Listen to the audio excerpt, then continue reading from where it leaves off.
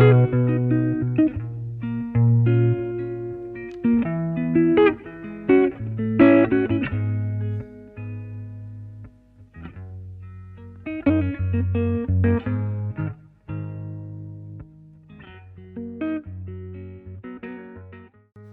esse é um projeto que a Bruna criou aqui e que a gente tem entrevistado, tomado depoimento de várias pessoas, independente de classe social. Nós temos aqui depoimentos da Umbanda, uma tenda de Umbanda, temos depoimentos de políticos, de músicos, e que a gente está guardando a memória de Bagé, e fatos maiores da nossa história, inclusive de toda a região, de Aceguá.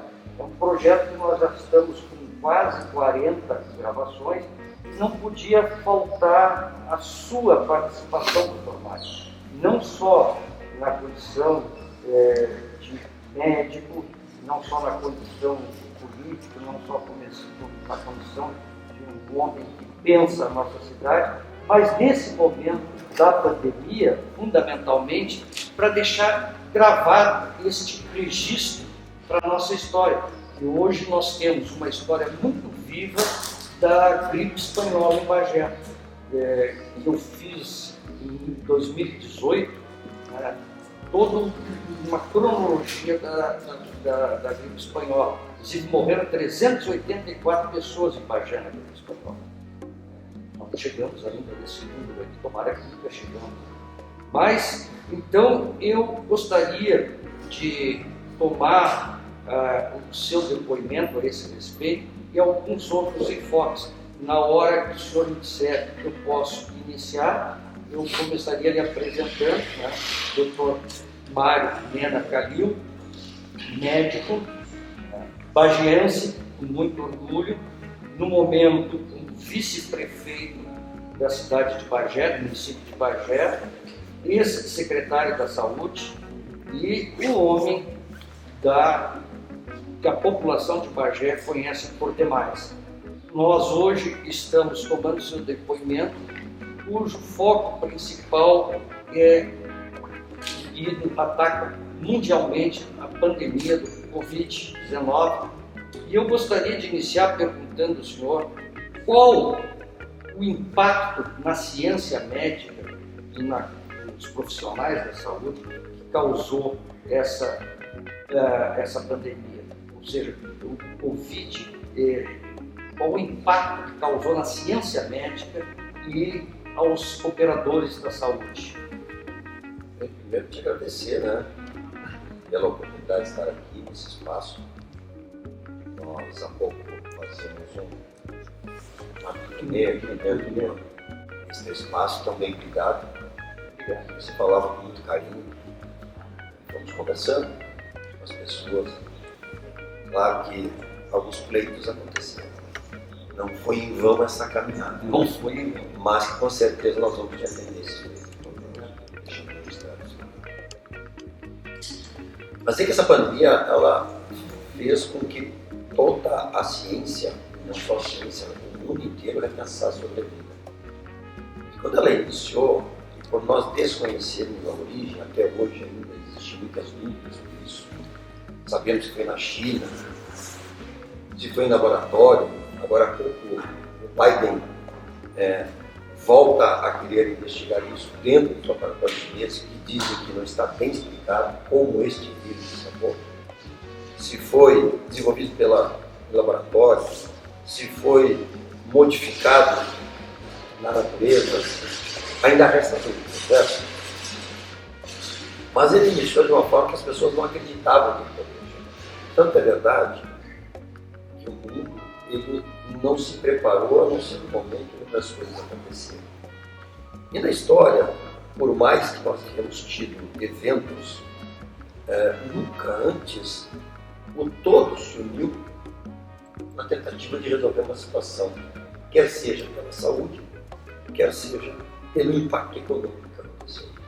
Então eu digo para as pessoas sempre assim, o medo do vírus levou ao meio de trabalho, mas o risco de uma falência total no mundo fez com que os empresários primeira vez, os grandes investidores entendessem a importância de investir na saúde.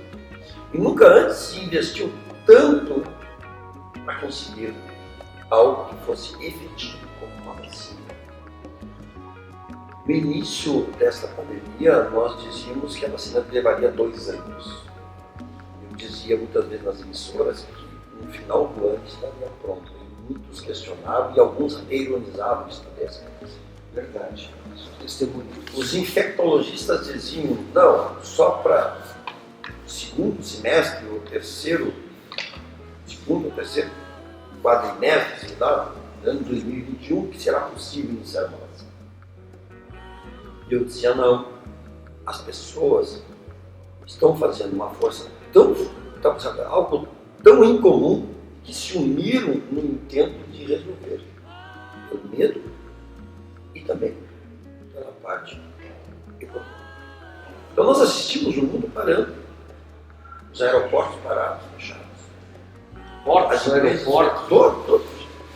Isso causou um impacto. E no Brasil, eu estava no Carnaval na Bahia, quando eu assistia o mundo na Espanha, na Europa, e nós ainda não tínhamos a real situação de risco. Todos. Foi o último momento onde nós pudemos desfrutar do prazer de estar todos juntos, atrás de elétricos, fazendo uma festa. Aquilo foi tão rápido que em março, quando eu fui a São Paulo fazer um curso de homeopática, na sua formação na área de dança, que dentro do hospital, quando nós sabíamos, olha, um caso apareceu em São Paulo, segundo, nós, os médicos, nos assustávamos muito, porque nós não sabíamos o que estava acontecendo. É isso que eu ia perguntar também, o impacto junto aos médicos. Foi por demais preocupante. Eu cheguei no hotel e disse, nossa, olha, o pessoal lá no hospital, estava na beneficência portuguesa, na casa, estão todos preocupados, parece que um colega está com Covid. E quando nós chegamos então no aeroporto, foi naquele dia 16, 17 de março ali, alguns de máscara, e as pessoas não queriam se aproximar uns dos outros. Então nós começamos a entender que realmente aquilo começava a trazer uma sensação de risco. E o saguão do aeroporto já quase vazio. E todos querendo pegar um voo para Porto Alegre, desesperados para chegar em casa de uma vez, porque não queria ficar em São Paulo, não queria ficar no Rio. E ali começaram então o impacto dessa pandemia. As pessoas começaram a perceber que chegando em Bagé. Pois é, e o impacto em Bagé? Chegando em Bagé, o que aconteceu? Eu falando com o prefeito, ele me disse, Mário, nós vamos ter que fazer um pronunciamento. Não estou indo, abreviei, retornei antes. E chegando em Bagé, eu conversava com ele quando nós recebemos a informação dos 6 primeiros casos positivos. Bagé foi atípico. Bagé foi a cidade que praticamente teve um start dos grandes positivos no Rio Grande do Sul. Chegamos e iniciou num hospital com os profissionais da área, que isso levou um risco, um impacto maior. Então, os médicos estavam infectados, né? Aqueles que salvam as nossas vidas. Exatamente. Porém, os médicos infectados, os profissionais da área de saúde, não poderiam deixar de trabalhar. E aqui começa um grande trabalho onde nem todos puderam se recolher. Naquele momento nós fizemos no COI, criamos um comitê onde reunimos todas as representatividades do nosso município, no salão nobre da prefeitura, e decretamos naquele dia o primeiro lockdown. Aquilo foi muito marcante, porque você começava, ao mesmo tempo que você tentava proteger a comunidade, você começava a entrar em situações de interesses de classes, interesses pessoais, interesses de segmentos que não admitiam essa atitude, que ainda não acreditavam que a pandemia pudesse ter. E nós fizemos um trabalho tão rápido que nós conseguimos, naquele primeiro momento, bloquear. Passamos nós éramos o primeiro município proporcional no Rio Grande do Sul, no número de casos. Era o segundo, porém, em proporcionalidade da Porto Alegre, nós superávamos. Só para situar isso em março de 2020. Exatamente, em março de 2020. Bem, e aí nós não estávamos preparados. Não conhecíamos como ele poderia se difundir. E nós tínhamos que nos preparar, montar nossas barreiras, montar nossas defesas, treinar as equipes de saúde, para que nós pudéssemos enfrentar esse inimigo invisível e que vinha causando estrago no mundo. E assistimos às reportagens e as pessoas brasileiras diziam da Espanha, da Itália, por favor, fiquem em casa, tem gente morrendo, não saiam, fiquem em casa. Nós não tínhamos outra alternativa a não ser educar as pessoas a usar máscara, algo que já era para ter sido feito há muitos anos. Na China se usa máscara há muitos anos, qualquer gripe. E no Brasil, nós, principalmente no Rio Grande do Sul, nós tínhamos hábitos totalmente avessos a isso. Você está gripado, vai trabalhar, tomar chimarrão, conjunto e partilha, e de repente o mundo se viu e as pessoas se viram obrigadas a mudar os seus costumes. E ao olhar o próximo com medo, temendo chegar perto dele. Isso começou a trazer uma situação muito ruim. E era, chegava em casa e você tinha que ter uma zona de perigo, trocava de roupa, era algo assim que nós não sabíamos o que fazer, mas fazíamos. Então era o uso de máscara, nós não tínhamos máscaras. Álcool gel nós não tínhamos. Chegamos ao ponto da Polícia Federal nos entregar uma carga de destilados, milhares de litros, e lá no Unipampa transformamos aquilo que levou 20 anos, talvez 12, 15 anos para ser preparado num álcool. Tinha um básico. Tinha um básico. E hoje eu me pergunto, será que se nós tivéssemos feito um leilão daquele produto, nós teríamos arrecadado muito mais do que ter feito o álcool gel? Perfeito. Né? Mas naquele momento nós não tínhamos como pensar. Nós tínhamos que agir. E aí começa um grande problema do ser humano, que muitas vezes algumas pessoas não entendem. Tendo se aproveitado da desgraça. A máscara que custava 10 centavos, passou a custar R$3.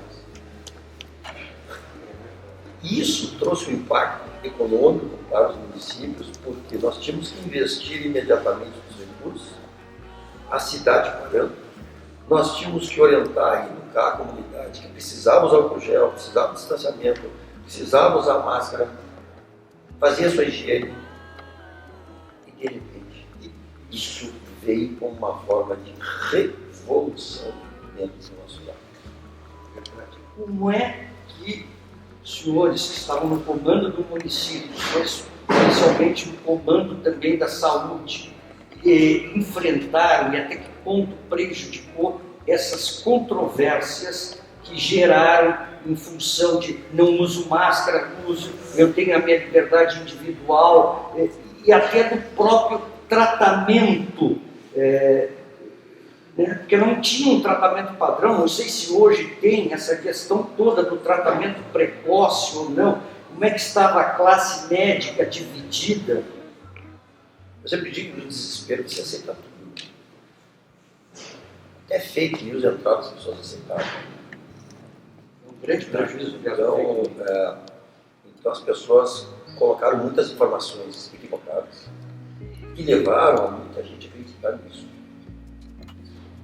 E quando você coloca em algo que você não conhece, por exemplo, você tinha lá um percentual de 1% que iria complicar menos a 3% teria X complicação, 1% com respeito. Tudo que você usar, aqui é Tilenol, você tem 97% de chance de resolver, não é verdade? Então você fazia o tratamento precoce, usava isso, usava aquilo, 97% sobrevivia. Então não era você que estava conseguindo resolver aquele tratamento. Era que a doença em si tinha uma evolução naquela faixa etária ou nas pessoas, daquela forma. Então se diz, eu usei isso, melhorou. Agora nós vamos usar ivermectina, vamos usar de tudo, né? De tudo, né? Cloroquina, isso, aquilo. Mas a verdade é que a doença tinha uma expectativa de comorbidade, de mortalidade, que estatisticamente, qualquer consultório médico, você tinha mais de 90% de acerto de salvar a vida da pessoa. Então não era você que estava salvando, era a situação da doença. Então muitas coisas aconteciam. E nós tínhamos que lidar com isso. E a pressão da comunidade contra isso, contra esse medicamento, não. Porém, nós sabíamos que a única solução era a vacina aliada aos humanos. E nós passamos um primeiro período onde nós bloqueamos. Parecia que a doença tinha feito uma remissão, né? Sumiu, todo mundo vibrou. E aí foi o grande erro. Aí foi o erro.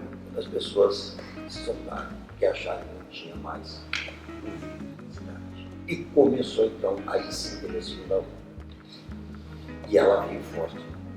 E nós passamos, pagamos um pecado muito grande por termos relaxado naquele momento, por ter barreiras, ter baixado nossa guarda e não termos utilizado aquilo que nós estávamos. E as pessoas perguntavam por que na segunda barreira, da segunda onda ou depois da outra onda, nós tínhamos menos problemas em liberdade do que da primeira, que fomos mais rígidos. Na primeira nós não sabíamos como nós lidávamos. Nós não tínhamos álcool gel, não tínhamos máscara, não tínhamos hospitais, não tínhamos respiradores, nós não tínhamos a equipe preparada de UTI para poder receber os pacientes. Então nós éramos obrigados a fechar tudo para que não colapsasse, como não colapsou durante a pandemia. Foi o maior acerto, então, naquele momento. Isso, porque deu tempo de preparar. Então nós começamos a nos preparar para o momento que veio essa outra onda. E ela veio galopante. E aí nós começamos a ter os infectados, crescente, a mortalidade começou a acontecer. E era previsto que nós teríamos um número, né? Como aconteceu, lamentamos a perda de tantas vidas, mas podemos dizer que não tivemos nenhuma falta de leitos, porque a Bagé se preparou como região. Hoje ela está preparada.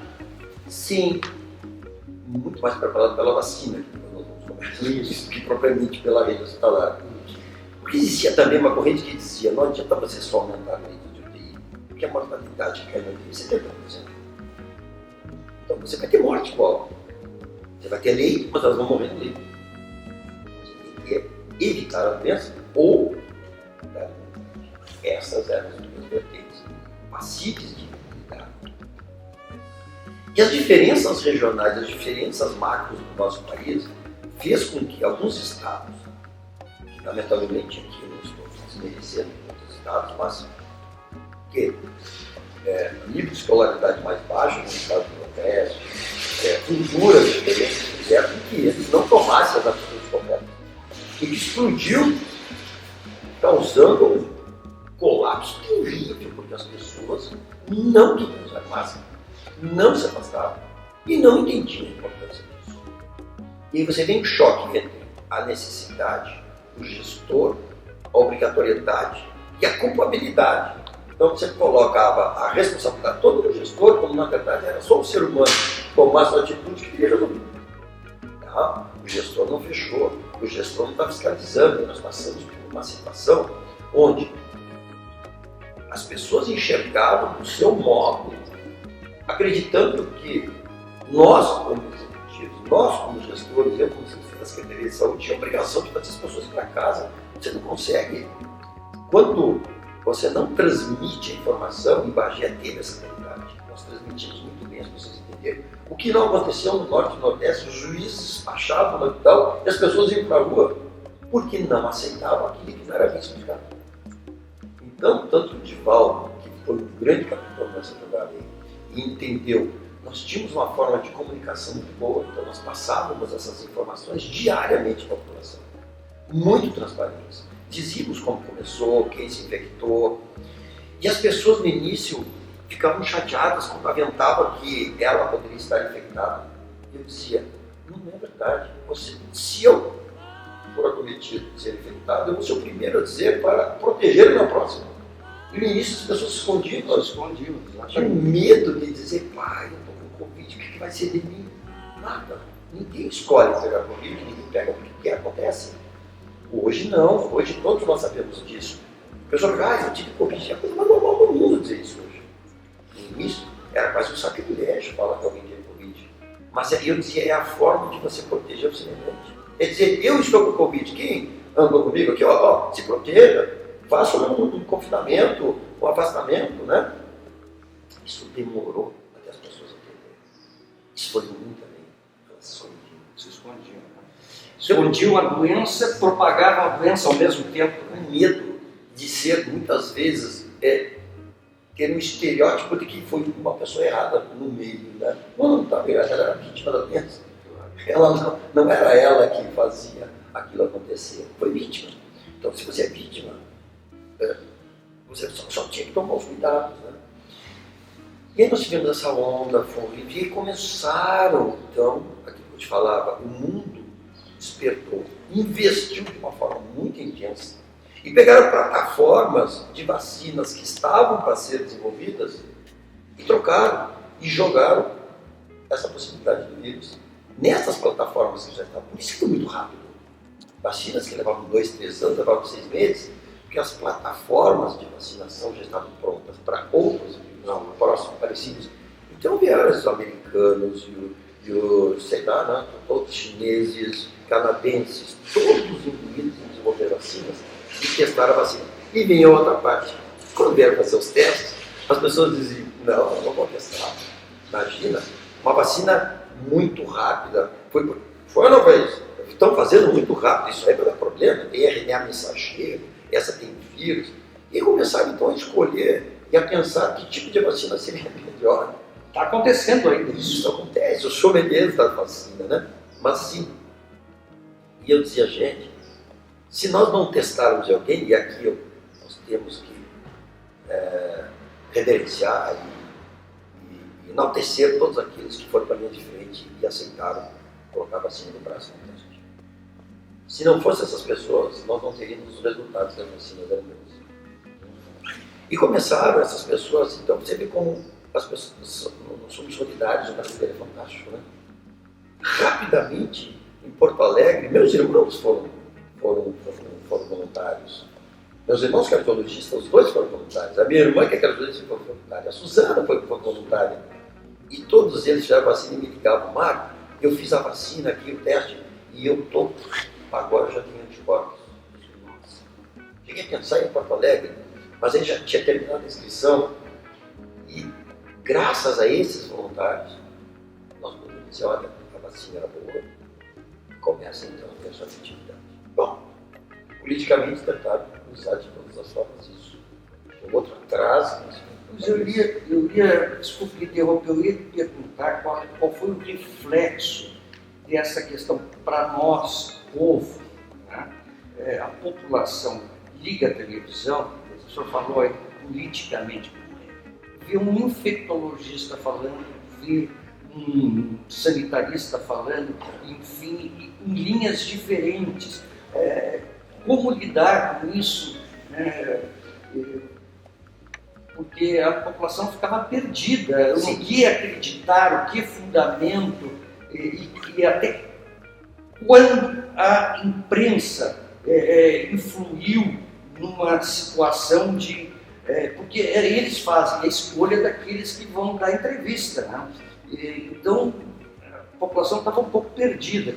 Sim, quando nós tivemos aqui no Butantã, todos nós sabemos que em São Paulo, que tem uma linha política diferente da linha do nosso presidente, houve uma disputa ali, quem seria o pai da criança, quando na verdade isso não poderia ter acontecido. Não poderia ter acontecido. Então, um dizia que a vacina havia, outro desmerecia a vacina. E a população ficou receosa. Essa vacina não serve, ela veio da China, não é boa. Uma grande verdade. Então as pessoas começaram a entender que vacina não é para proteger 100% de você não pegar doença. A influenza, ela não te dá 60% de eficácia, mas ela te dá 100% da morte. Então, mesmo que você pegue, então vieram as comparações. A Coronavac, 50 e poucos por cento de eficácia. A AstraZeneca, 80 quase por cento da segunda dose. A Pfizer, 92%. Ah, eu quero fazer a Pfizer. Não, é 92% de você não pegar doença. Mas se pegar, não vai morrer. Todas elas têm esse viés de dá ao indivíduo a possibilidade de ter anticorpos ou mais ou menos, que vão debelar esse vírus e você pode fazer uma reação leve, moderada, mas não a ponto de UTI, a não ser que tenha muita comorbidade, outras coisas, né? E aí as pessoas começaram então a questionar. Eu lembro quando fizeram o primeiro anúncio da Coronavac no Brasil, quanto foi realizado? Aqui em Bagé mesmo, as pessoas diziam, só 50 e poucos por cento, 60%, isso é muito pouco, isso não dá certo. E nós tivemos que fazer toda uma formatação da Infecto, dizendo que a vacina não é 100% eficaz, nunca vai ser. Todas as vacinas que nós fizemos na história da humanidade foram vacinas que deram uma proteção de 60%, acima de 50%. Então, para cada 2 pessoas, uma pega. Mas se pega, não morre. Que é a grande vantagem. E aí começamos então a receber as notícias das vacinas, e lamentavelmente politizaram isso, que trouxe um grande conflito. A imprensa também preocupada.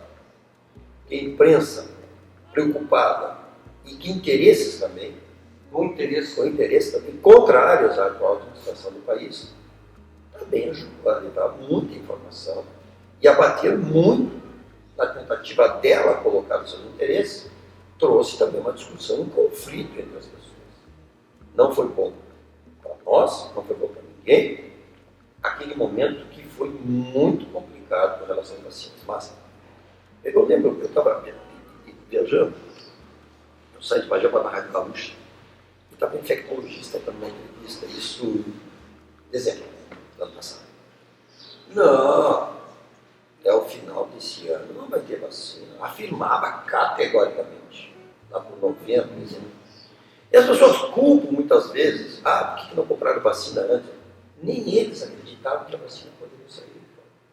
Você sabe disso. E de repente, todos passaram a dizer que a vacina era viável em dezembro. Não, eles diziam que era só nesse ano. Isso confundiu todo mundo, confundiu as autoridades, confundiu, erraram. Mas também porque existia muita. Hoje nós temos o contrário, temos até o sommelier da vacina, né? O camarada não toma a sua vacina para esperar a Pfizer, a Janssen, Nós começamos o processo de vacinação. E eu lembro das primeiras doses que chegaram em Bagé, chegaram escoltadas da polícia, deputados. Nós fizemos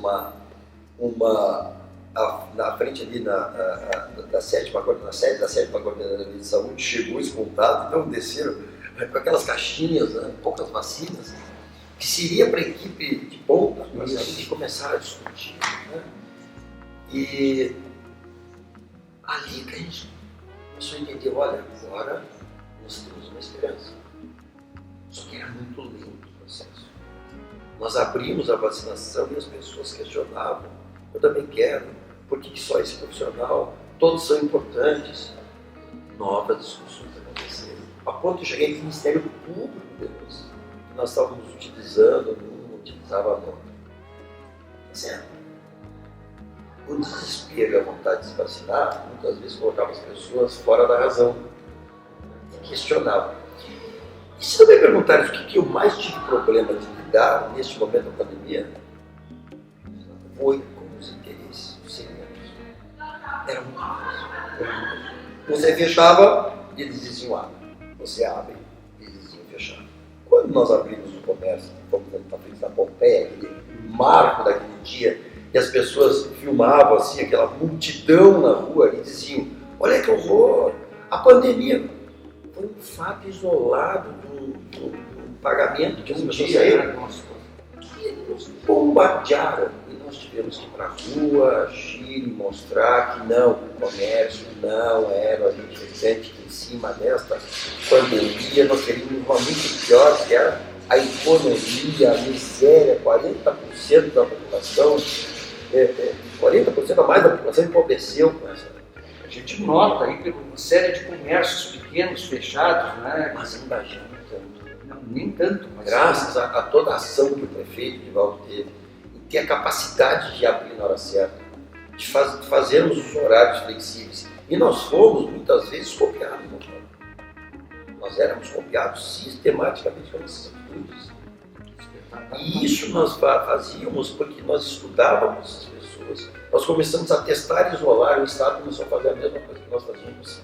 Nós inovamos, fizemos os testes antes mesmo de saber, nós compramos os testes, fizemos um estudo por enquanto. Nenhum município fez isso por conta.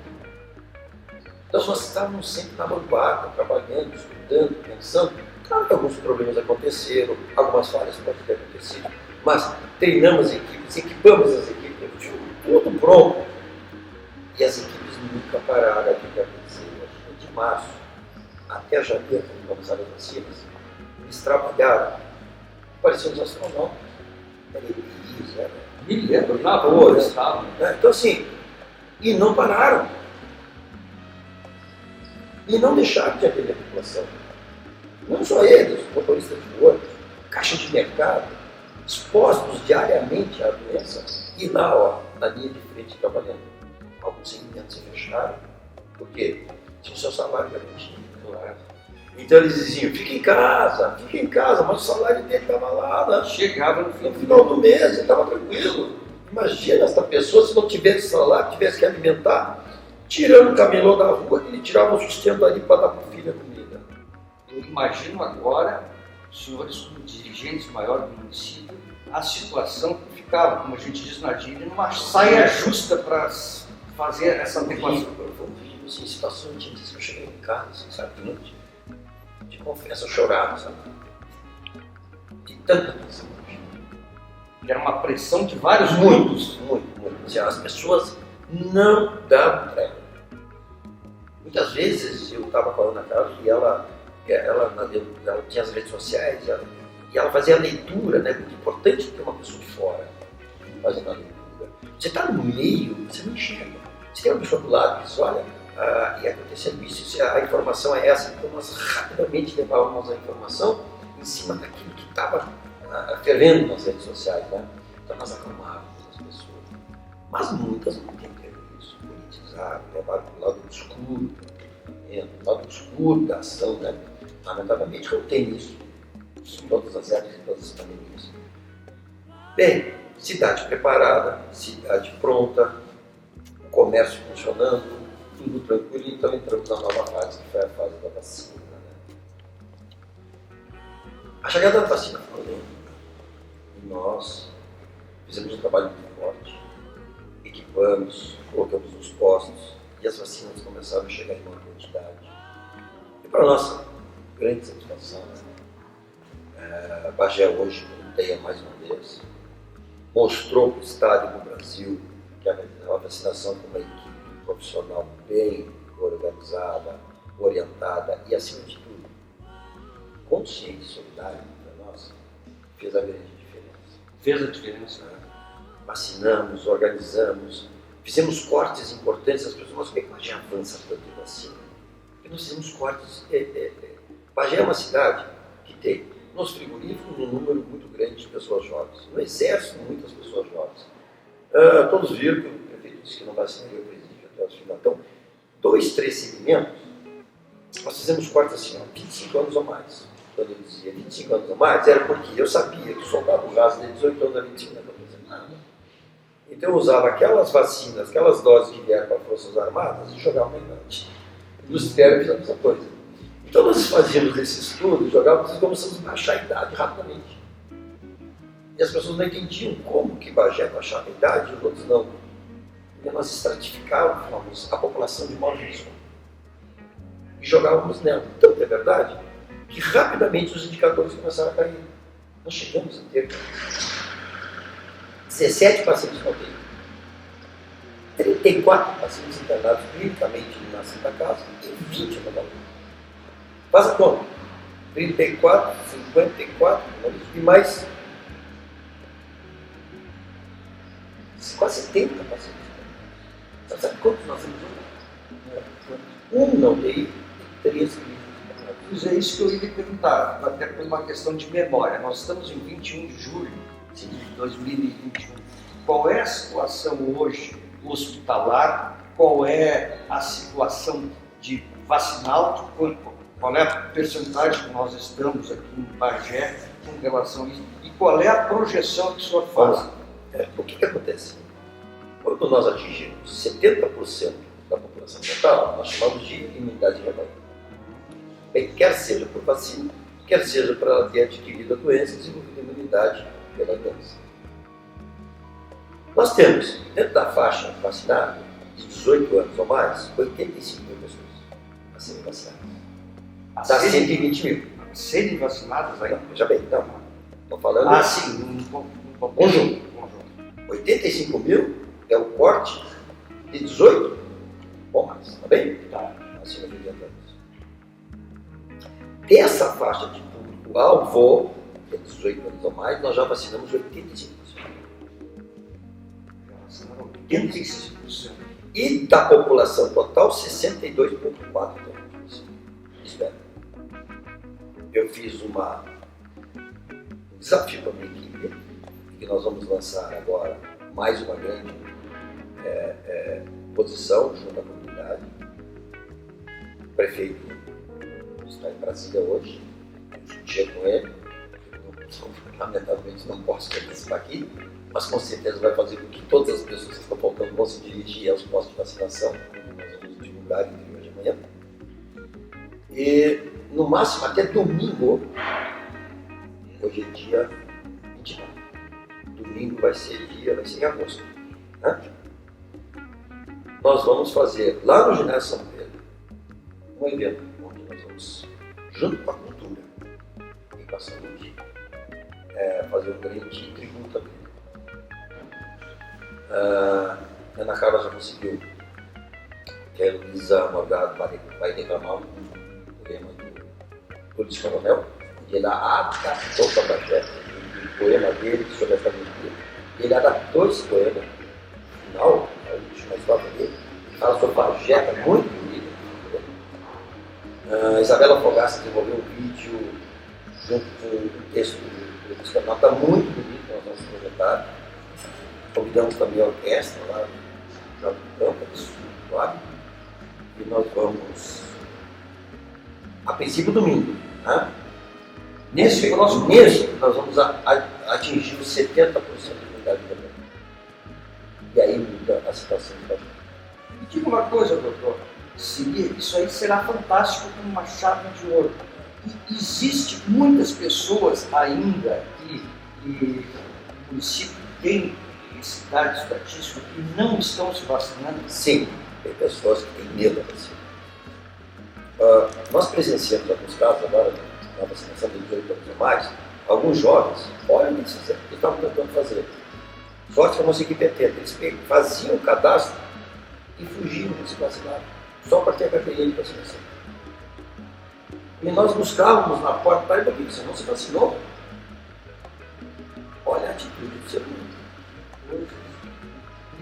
Não dá para acreditar. Brinca com a saúde, brinca com o ser humano. E ele vai ser o infectado que vai trazer a doença. E lembra quando eu fiz um pronunciamento dizendo que as pessoas não podem fazer a D2, a dose 2 para fazer, esses dias que eu falei da variante Delta? Pois é, a partir dali explodiu um número de pessoas para fazer vacina. Todos foram correndo. Então parece que o ser humano, quando não tem medo, ele não age. Ele age. Quando você coloca a situação de risco, ele corre e age.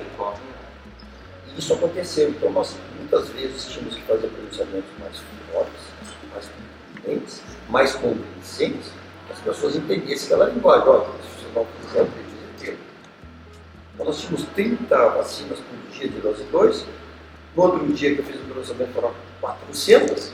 No outro dia 600, 900, e vacinamos toda aquela faixa, agora aumentando a faixa.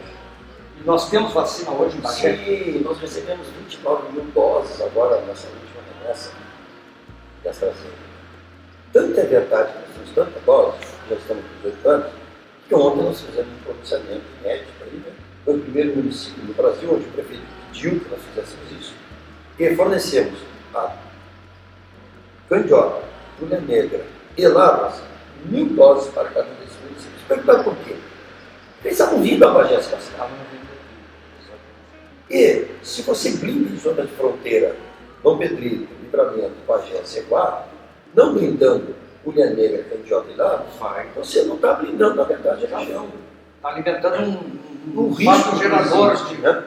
Então nós fizemos esse movimento que foi extremamente criticado pela autoridade do Estado. Estamos sabendo disso. E que no final do dia se acalmaram.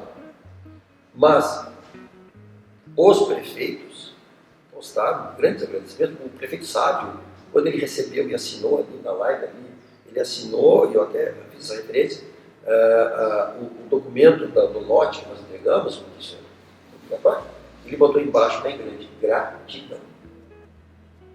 Hoje eu conversava com o secretário de Lavras e ele dizia: Marcos, eu tenho uma festa, tenho uma filha imensa, nós vamos vacinar 18 anos ou mais. Quando tu vieres a Bagé, eu quero que venha aqui na rádio, eu quero te agradecer pessoalmente. Então, um gesto solidário, de não egoísmo, que as pessoas têm que entender. A vacina é nossa, é de todos. Não adianta eu proteger Bagé e ela ficar à mercê dos outros. Se você não proteger o todo, não dá. E mesmo assim, nós estamos com um número de vacinas suficiente para terminar. E mais, vamos antecipar as D2 da AstraZeneca, dado o número de vacinas que nós temos na hoje. Não interferiu em nada para nós, muito pelo contrário, ajudou em blindar a região. Isso é fantástico, né? O trabalho que vocês estão fazendo, e principalmente esse aspecto, blindar toda a região. Como o senhor disse, não adianta Bagé vacinar e a Ceguá.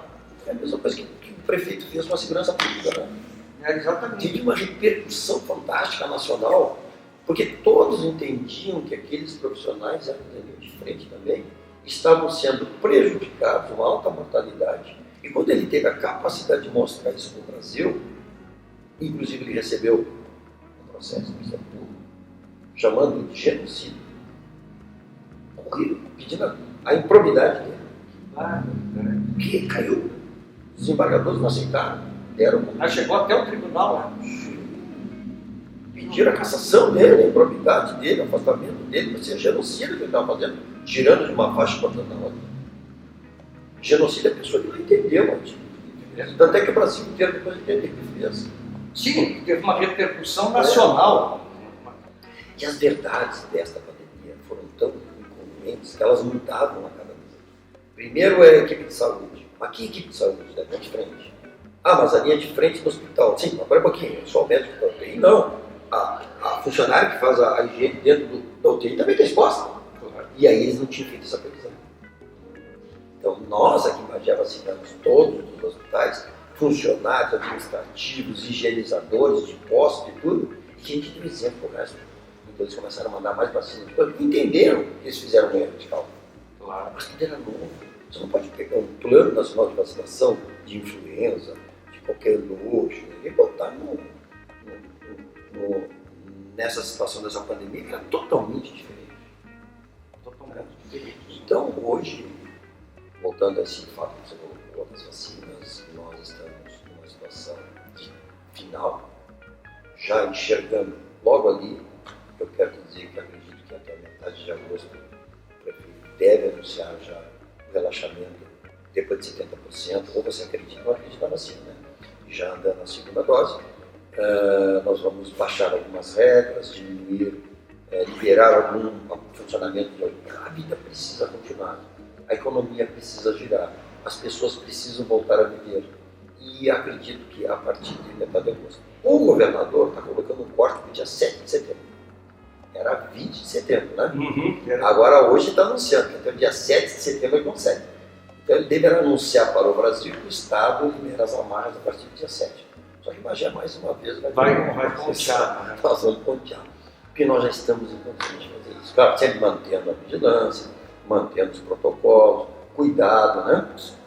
Com o número de pessoas, para evitar o que aconteceu em alguns lugares na Europa lá, que liberaram shows aí, com milhares de pessoas, quando viram que depois pique no número de casos.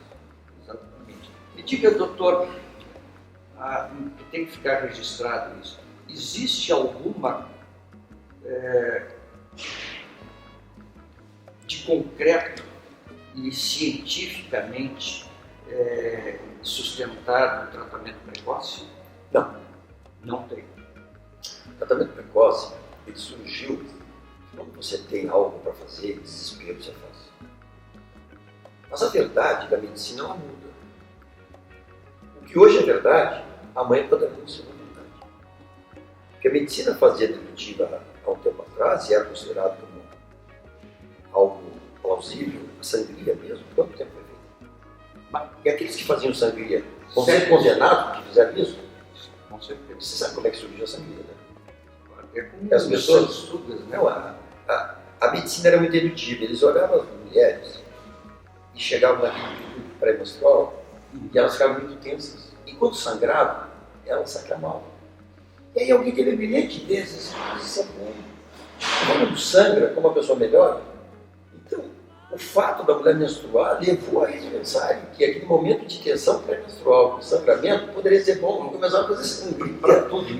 Então, distintamente, como que eu vou culpar as pessoas que fazem isso antes? Eu não posso culpar nada.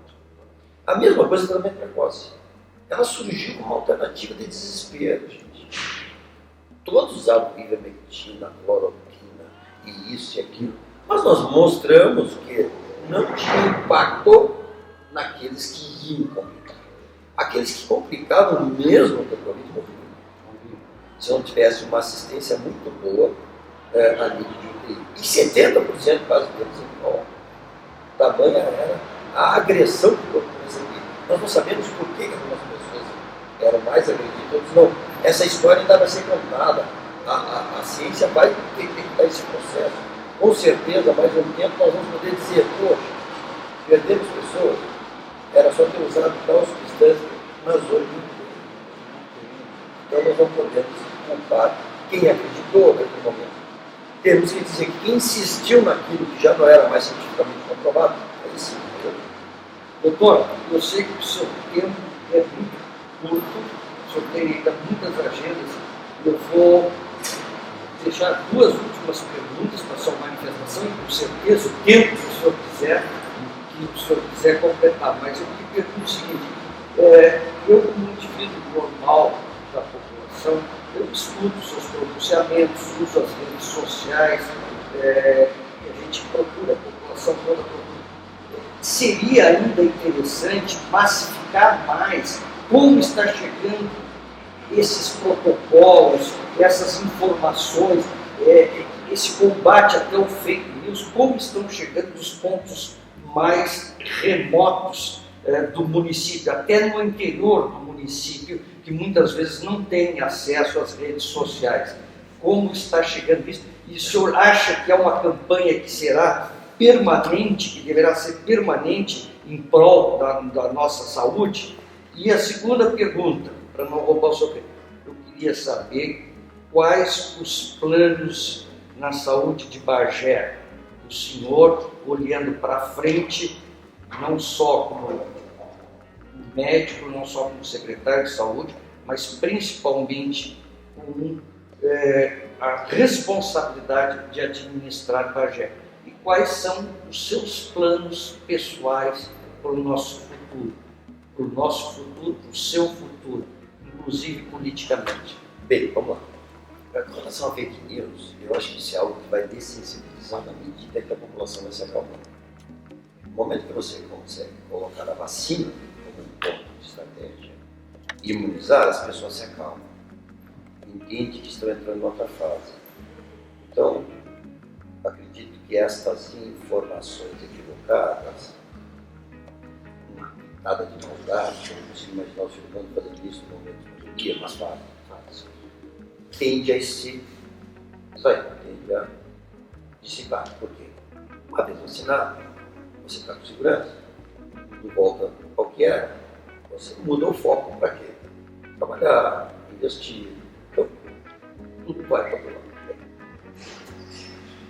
Com relação ao que acontece pós-Covid, é uma mudança total em hábitos. Há um tempo atrás, você lavar as mãos quando cumprimentava alguém era sinônimo de falta de educação e dizer, apertou a mão de um pobre, apertou a mão da rua, que absurdo, até lavou. Hoje não existe copo de sabe que o vírus e a higiene e a transmissibilidade vem do contato. As pessoas vão mudar muito esse hábito que tem o gaúcho, que se agarra, abraça, beija. Isso vai mudar, pode ter certeza. O hábito do chimarrão vai mudar, o hábito do compartilhamento vai mudar, porque as pessoas entenderam que precisam evoluir nesses aspectos. E precisou uma grande pandemia para fazer essa reflexão de higiene nas pessoas. Bem? Com relação à estrutura da saúde, a saúde do Bagé hoje passa por uma grande reformulação. Nós renovamos tudo, nos equipamos, mas nada vai ser tão impactante quanto agora a radioterapia, a término desse prédio maravilhoso, com 10 milhões de reais que foi investido aqui, um aparelho de acelerador linear, dando a possibilidade de Bagé se tornar um marco, um polo regional no tratamento do câncer, onde nós vamos ter mais profissionais chegando em Bagé, maior qualidade de atendimento, diminuir o sofrimento das pessoas. Então, a gente vai dar um avanço muito grande, isso vai trazer recursos para os hospitais, recursos para a cidade, e estamos quase lá na gestão plena de saúde. Não sei se vocês já assistiram, fizemos pronunciamentos disso. A gestão plena é o seguinte: a gestão plena básica que a Bagé tem hoje, ela recebe os recursos do fundo municipal, pelo fundo, daquilo que ela produz com o governo federal. Mas todo o restante da atenção básica passa pelo Estado, ela repassa para nós em cima de si. São comissão bipartite, que seria município e Estado. Tripartite, que seria município, Estado e governo. Quando você tem uma gestão plena básica, quem decide muitas ações é o Estado. O que foge da minha compreensão, porque quem está aqui é quem enxerga a realidade. A regionalização, a territorialização do SUS, quando você coloca uma UBS para atender aquele espaço, é a mesma coisa que eu imagino de cidade. Quem melhor do que nós para saber, junto com o Conselho Municipal de Saúde, as melhores ações do nosso hospital e do nosso município. Bem, então hoje o município faz a gestão da atenção básica, porém os hospitais estão fora e a alta complexidade está fora do seu domínio. Isso é ruim, existe uma dicotomia. Até onde eu posso chegar, aqui eu não posso chegar, aqui eu não posso mandar, e a população não entende isso. Quando ela adoece, ela diz assim: cadê o prefeito, cadê o vice, Mário Mena, que não resolveu o problema do pronto-socorro? Eu não tenho gerência, não tem gerência sobre o mundo. Mas na saúde, na doença, isso não querem saber. As pessoas não querem saber, elas querem resolver o problema e dou razão para elas, têm que resolver. Então, nós fizemos uma nova etapa agora, entrei com o processo, estudamos ele. Depois eu vou te trazer esse documento histórico, que vai excluir o nosso pedido de gestão plena. O que isso quer dizer? Gestão plena municipal. Nós vamos receber os recursos direto do governo, e não mais pelo Estado, e vamos fazer a gestão daquilo que a gente acha que tem que ser feito no município. Com isso, nós vamos aumentar os valores e podemos solicitar 25% das emendas parlamentares para o Fundo de Saúde. Isso dá, por exemplo, uma cidade como Santa Cruz conseguiu quase 30 milhões de reais em emenda. Não tem que ser emenda para o fim tal, para comprar um elevador, para comprar um aparelho. Não. Te dá liberdade de ação. As rubricas são livres. Eu posso investir onde eu acho. Então, se no momento eu vejo que a cidade está com problema de falta de cirurgia, nós compramos cirurgias imediatamente. Ela é um mecanismo de ação rápida. Tem que fazer convênios, marco regulatório, as coisas não andam, demora, a população acha que não dá, o público precisa passar por etapas, né? E a gestão plena municipal deve estar sendo aprovada durante uma semana, provavelmente aqui, subimos para o Estado e outro governo federal. E acho que mês que vem eu estou subindo para na Casa do Irmão Brasil, que está minha irmã também, que toda São Paulo é maravilha, conhece a Ronaldo, e lá podemos junto ao ministro Queiroga criar a confirmação da gestão plena. Isso deverá colocar não mais, então, a 40% a mais de valor da saúde, que vai ser possível a partir daí nós equilibrarmos os hospitais e trazer a solvência desse trabalho também, com recursos fantástico. Então, olha o que está projetado para a saúde: atendimento da radioterapia, da quimioterapia completa, a gestão plena, investimentos rápidos e com o olhar daquilo que precisa, e não daquele que está lá fora achando o que eu preciso. Bem? Pessoalmente, politicamente, eu não tenho nada ainda. Quer dizer, tudo depende. Se o Divaldo quer ser candidato, não ser candidato, todos sabem que ele quer ser candidato, todos sabem que ele quer sair. E me pediu, se eu sair, eu assumo. Claro que eu vou assumir, eu não posso salvar nada, claro, eu sou disso. Mas, pessoalmente, eu estou muito feliz com o meu trabalho, porque além de tudo, eu continuo com o meu trabalho como médico. Fiz toda uma formação em mastologia, em oncoplástica mamária em São Paulo. Quando eu comecei o segundo módulo, mais um ano, eu volto agora a fazer, então uma vez por mês eu vou a São Paulo, para fazer a minha formação naquilo que me completou como mastologista, a reconstrução mamária, os pedículos, para não deixar uma mama defeituosa para a criança, reconstrução com prótese, tudo isso eu posso fazer para o meu paciente. Claro, eu limitei meu acesso agora na ginecologia e na mastologia, tá bem? Não tem como fazer mais obstetrícia, não cabe mais a minha vida. Então eu trabalho no consultório, trabalho no SIOM, faço minhas cirurgias nos dias fixos, né? E como prefeito, eu tenho meu horário de manhã, até 1 hora, 1h30, 2 horas. Depois, vejo bem fazer horário da noite, à tardinha. Não existe essa possibilidade de ter uma vida muito regrada. Mas esse é o grande desafio. Eu posso dizer que eu sempre quis ser sujeito da transformação. Eu nunca quis ficar atrás da minha mesa de consultório. Se eu quisesse isso, eu teria ficado lá, treinando como médico, e não teria participado de tantas construções bonitas que me fazem ser um cidadão cada vez maior e com a consciência tranquila que eu trabalhei para construir uma sociedade melhor. Verdade. Somos todos, a população de Bagé, testemunha disso, e ficamos, ao mesmo tempo, principalmente as mulheres de Bagé, contentes em saber que não vão perder o seu médico, mas também a população toda não vai perder o administrador. Né? É vital ter na nosso município uma pessoa do seu quilate. Temos aí, com certeza, quem sabe, logo já efetivado no cargo de prefeitos, o prefeito de Valdo saiu, né? E quem sabe uma candidatura depois à prefeitura, no início de uma nova legislatura. Doutor Mário, muito obrigado pela sua disponibilidade, pela sua visita ao Arquivo Público Municipal e os nossos agradecimentos pelo tempo que o senhor dispensou para nós, mas que é um tempo para o município de Bagé. Eu que agradeço, Cláudio, de poder conversar e deixar registrado um pouquinho de toda essa história. Que o tempo, ele às vezes é muito, às vezes faz com que a gente perca algum elemento tão importante. Enquanto administrado, nós podemos aqui, a vida sem história não tem lógica. Né? Porque a história que mostra que a gente conseguiu vencer, superar. E sem isso, a gente não tem noção que as coisas aconteceram. Né? Podemos perder tudo isso que aconteceu. Certamente, nossos netos vão estar contando a história da pandemia, o que aconteceu nesse momento que nós estamos vivendo. Então, eu te agradeço por poder deixar aqui esse registro e bater esse papo tão agradável. Muito obrigado.